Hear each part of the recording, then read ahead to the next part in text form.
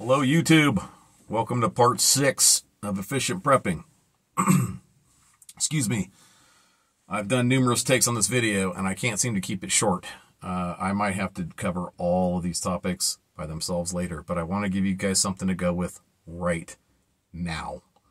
Okay, because I feel like we are getting closer every day.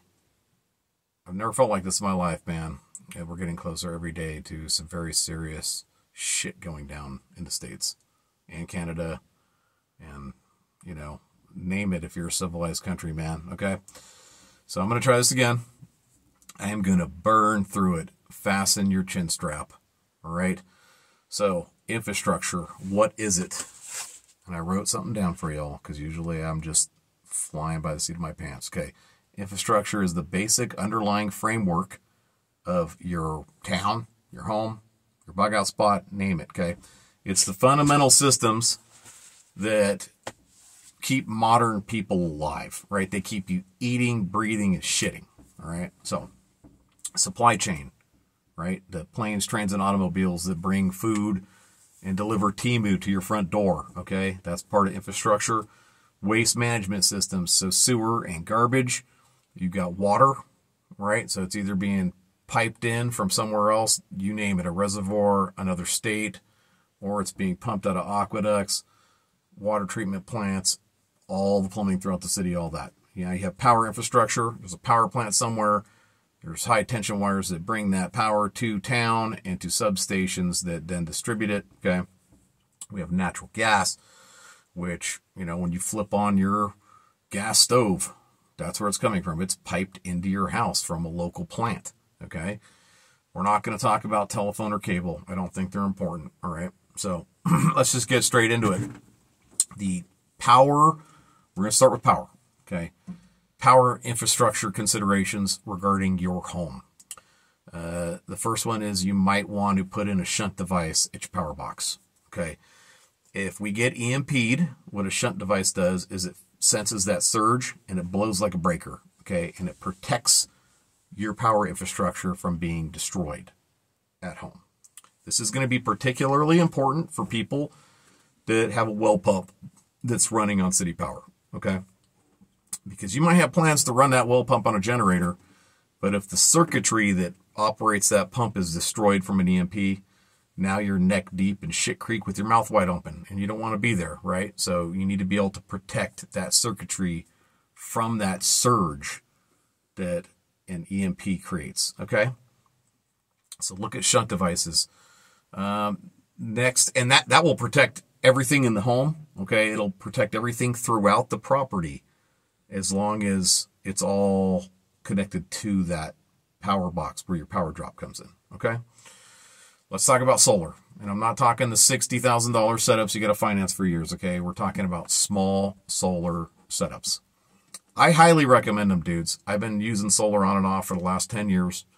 I've set up numerous solar systems, and they're not hard to do. They're super basic. They're very easy, and they're very affordable, okay? You can set one up for under $600, and there's even cheaper setups. Like, I don't know if Goal Zero is still in business, but they have like these little, you know, milliamp batteries, like these small little batteries, and these solar panels that would fold out and charge up that little battery. But that battery alone is enough to charge like a couple flashlights, you know, and like a radio or two, right? So could that help you out in SHTF? Absolutely it could. And those things don't weigh a whole bunch. But going even a little bit bigger than that, you could set up a 400-watt solar system with a good MPPT charge controller. That's important, okay? Couple deep cycle batteries and a power inverter for like $800, dudes.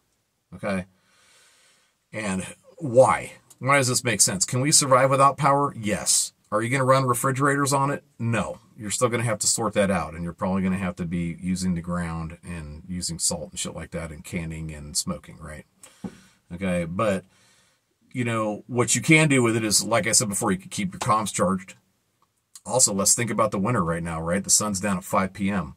You know, is your group going to be huddled around a coffee table knitting in the dark?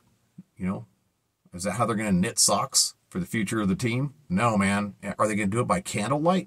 You know how many damn candles you'd have to make a year to burn candles every single night? It'd be ridiculous, right? Wouldn't it be easier to turn on a few LED lights and run them till 10 p.m. every single night? Yes, it would. And think about morale, right? Not only is it easier and it makes you more efficient, but morale matters too. Think about this, since we're talking about morale. You could do a movie night every once in a while. That's morale. You better have your security element in place, though, right? You better watch your back. You better not do it on a schedule because you don't want to be, predictable. You know what I'm saying? But yeah, you could get a lot of extra work in having some LEDs running in the house every single night, okay? I think we're done talking about power. Let's get into waste management. All right, human waste. I'm going to tell you guys an awesome study that you haven't heard anywhere else, okay? There was a study done in India years ago, and what they did was they took human piss, pig piss, and cow piss, okay, and they grew pumpkins with it, all right? And I want to say they mixed it in 10% urine to 90% water, but don't quote me on that. It's been a long time since I read that study. But the human urine outperformed the other two by leaps and bounds. It like crushed them, okay? So, urine in SHTF, remember, you're no longer just flushing the toilet, okay? There's no more pooping in clean water and flushing it away. And it's kind of crazy if you think about it, guys. North America's been in a water crisis for like at least 2 decades, and we're still pumping water from deep in the ground up so we can shit in it and flush it away, right? Because it doesn't smell as bad and it gets it away from us. That's going to have to change. We really should have a better solution by now already, but after the SHTF, you're going to want to save your urine and you're going to want to use it for any gardening you're doing, okay? Probably not all of it. You're probably going to have way more than you need. And you're going to want to compost your human feces. I'm going to tell you the quick, rapid, easy way to do it, okay? And you're probably going to be crapping outside to begin with. So it's already where you need it to be. What you're going to do is you're going to take your crap and you're going to throw some dirt on top of it. Just cover it up so it doesn't stink, okay? Then the next crap's going to go right on top of that one. And you're going to throw more dirt on top of it. And you're just going to do that until you've got a pile of it of a size that, let's say it's the equivalent of a garbage can, okay? Now you're going to start a new pile, all right? And you'll throw some extra dirt on top of that one. Start a new pile. You wait a year, you let the bugs get in there, do their thing, get the rain come down, do its thing, and you turn that turd. If you want to, you can compost it easier if you're adding nitrogen sources, okay? Like if you're using wood chips, if you're using leaves, if you're using straw, okay, you're going to end up with a better end compost and it's going to compost easier, but you don't need that. It's not necessary. It will compost over time. Do you want to use it in your garden? That's going to be up to you because there is E. coli in human waste. Just if you're going to use it, make sure you wash your vegetables off really good, and that should keep you safe. Okay, now when it comes to household trash, dudes, humans today produce a ridiculous amount of household trash, okay? But those days are going to be over, man, right? There's no more going to the supermarket and buying everything packed in plastic, okay? Remember, you're the new supply chain now, all right? So preppers that have a lot of canned goods and dried goods and stuff like that, you're still going to have some waste, but you're just going to burn everything but metal. And you're going to crush the metal and throw it in the corner of the yard, okay? Done. All right. Let's talk about water briefly. I covered water in a whole nother video because of how important it is, and food, right? So when it comes to water, your big concern is that if you have a well pump running on 110, other than that, go watch that other video, man. You're better off having a well pump that runs on solar or depending on some kind of year-round spring, gravity-fed spring, right? Or some other source of water. And having water storage, important. Okay, let's get into the next one. Natural gas. There's solutions here. You don't have to be on natural gas because how are you going to cook when your stove and your oven doesn't work anymore, right? Are you going to cook outside? Do you have the gear to cook outside? I want to throw out this to you guys while I'm thinking about cooking outside. An amazing piece of gear is called a poiki. Okay, it's spelled potg, but it's pronounced poiki. It is a South African cooking pot. It looks like a cauldron with legs on it. Okay, guys? I have one. They're freaking amazing. Okay? They kick Dutch ovens' asses, man. Because Dutch ovens are designed to be used with briquettes, really, dudes. Whereas a poiky is designed to be cooked on fire. Okay? So you want to get yourself a poiky. You know, I'd get one. I have one, man, and it's badass. Anyways, if you run on natural gas, how are you going to heat your home? Okay? How are you going to cook your food? Do you need to heat your home? Not necessarily, depending on where you live. I will tell you that humans can survive and sleep in negative teen temperatures. I've done it with no heat. Okay? Does it suck? It can suck. If you got enough blankets and you got like a good 0-degree bag with blankets on top of it, like, you can do it, man. And you can do it even in clothing. You're going to be wearing layer after layer after layer all day in your house, though, and it sucks. And morale's important, dudes. So consider putting in a wood stove. Even if you're not going to put in a wood stove, consider getting a wood stove for a 4-season tent. Okay? Because if you had the right silicone seal for the roof or whatever other means to run that stovepipe out the roof, you could set one of these up in a bedroom if you had to. Okay? Just make sure you've got a fire-safe surface underneath it and behind it. It's not too close to the walls and shit like that, okay? But you could do it in a pinch, guys. You could set that up in your home, all right? And I've seen them for under $200. I got a pretty nice one. It's like stainless steel. It's got those little tempered glass windows for the extra ambiance and shit when I'm kicking it with the wife in the 4-season tent. And it was like $400. Okay, but I've seen them quite affordable compared to that. Excuse me. My voice is dying. I've done so many takes on this damn video. Okay, another solution to natural gas is propane. But the house here, it runs on propane. I have a big-ass propane tank out behind the house. I keep it above 50%. All right, and I've tested shit in the house. I've found out which appliances use the most, and by far, it's the hot water heater. So if the shit ever hit the fan, just turn the damn hot water heater off, man. I'll just heat water on the wood stove, you know, and we don't need hot water in the freaking summertime, right? So, good to go. Other than that, it should last me for years. I still have an oven, and I still have a stove that will run for years without being dependent on public utilities. All right, so that's another option for you guys. All right, so we're pretty much done with the house.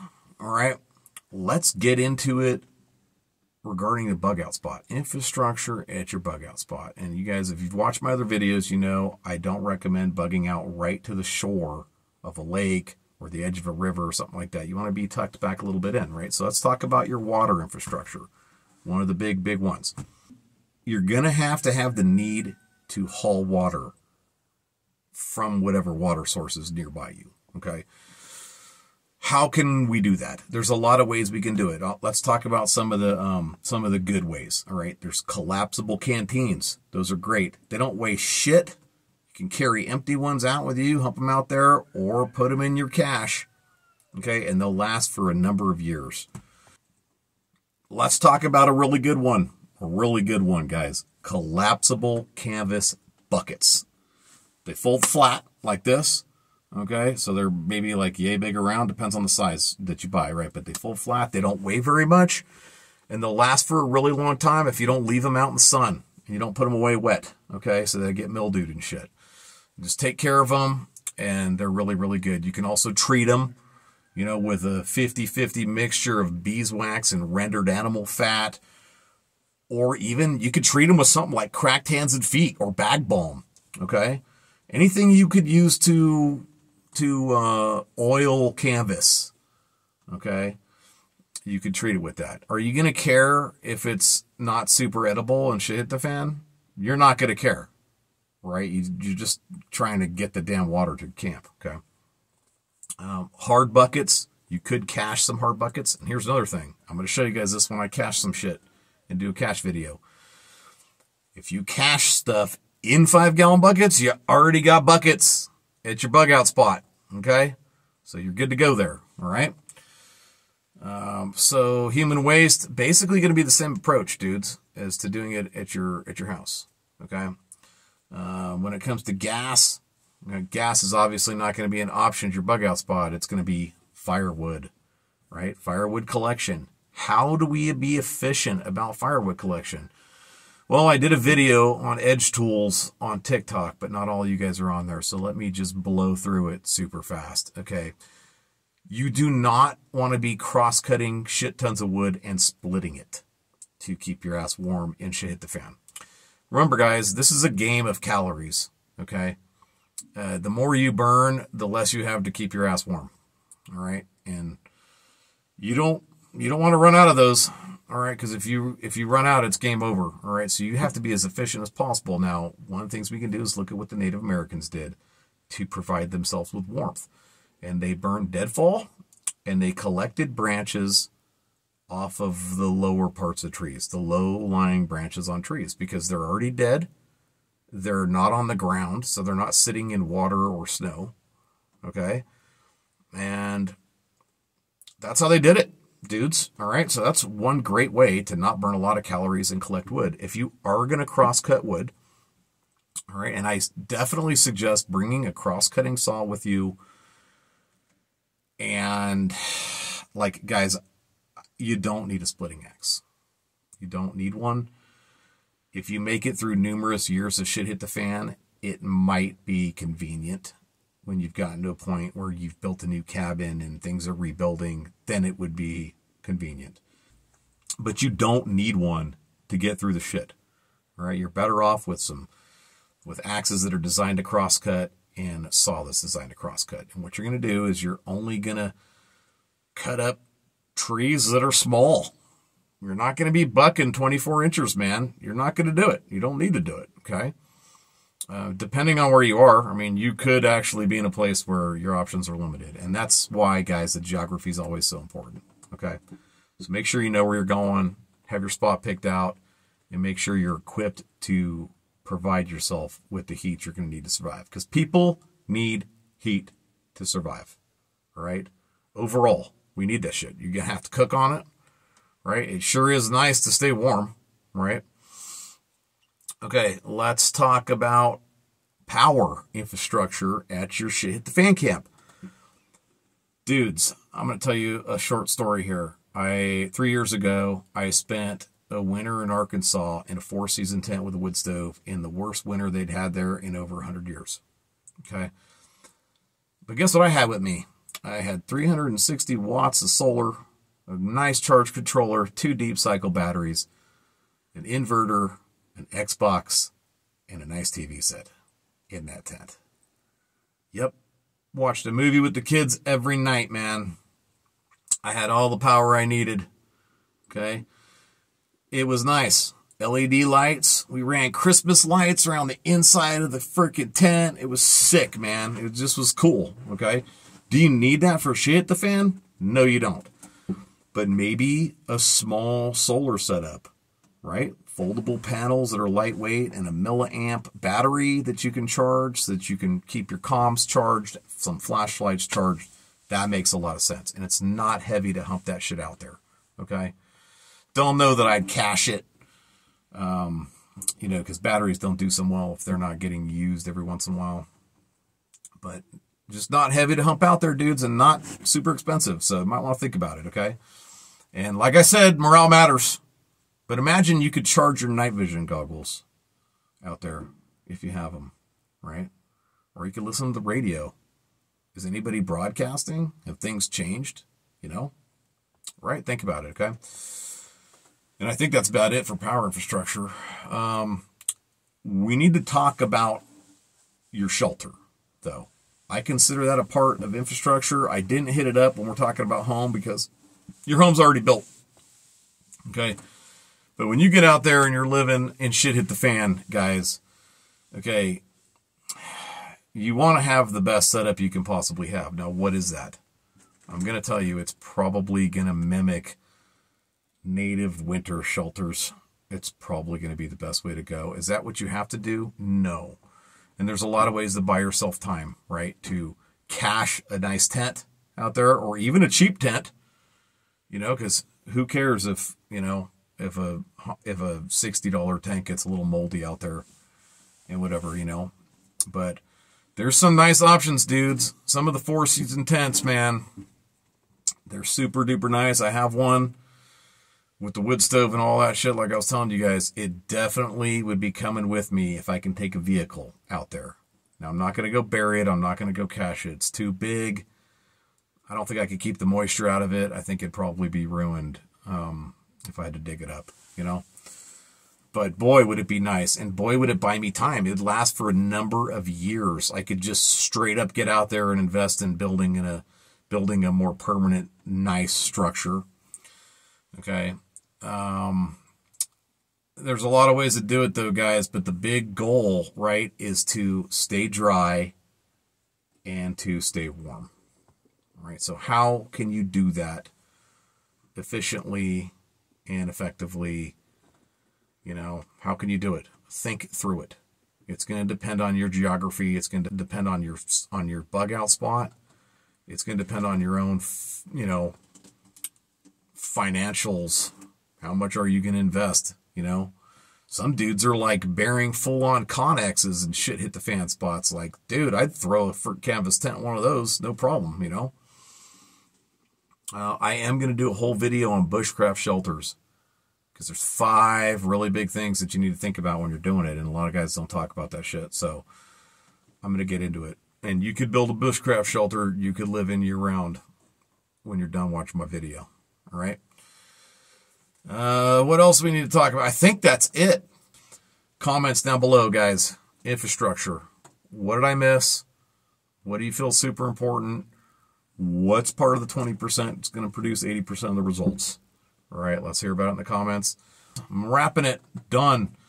Like, share, subscribe. Check out my Patreon link in the description. If you want to help support the channel, that's the place to do it.